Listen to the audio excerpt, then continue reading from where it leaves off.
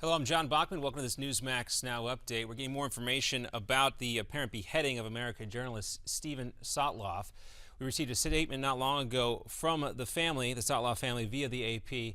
Barack Barfi, a spokesman for the family, said that they had seen the video, but that authorities have not yet been able to establish its authenticity. Quote, the family knows of this horrific tragedy and is grieving privately. There will be no public comment from the family during this difficult time. The Sotloff family is based in Miami, and there is a number of TV crews and cameras outside of their family home.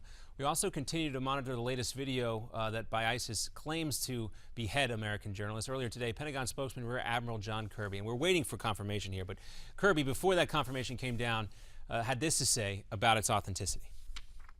Obviously, we're monitoring as best we can, and our thoughts and prayers continue to go out to the Sotloff family, who has endured incredible hardship and suffering just by virtue of his captivity and being held hostage. But I can't confirm those press reports right now.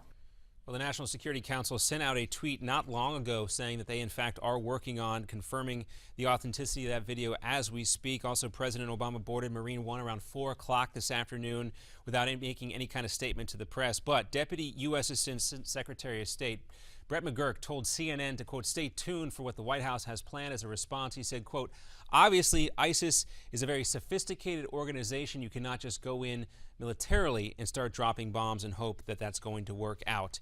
You have to have a very sophisticated approach to all this. Of course, that was Brett McGurk talking to CNN earlier today. Meanwhile, Scott Neal, a Green Beret and Iraq and Afghan war veteran, joined us here on Newsmax TV today. He says U.S. action against these Islamic radicals must be swift and definitive. The whole world is just looking, and they're turning over their shoulders going, where's America on this? We want to have a strategy. We want to participate. We need to see a leader.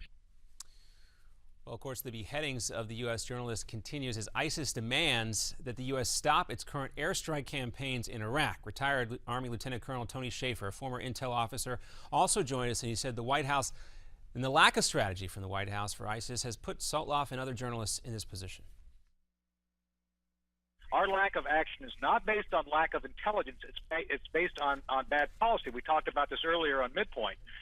This is where good intelligence meets bad policy. And the one thing that President Obama continues to completely ignore is that ISIS will not be negotiated with, no matter how nice he tries to treat it. All right, we'll have more and we'll continue to follow this situation. We hope to get more comments, more examples of the authenticity. When we come back, we'll now send it back to the Steve Malzberg Show in New York.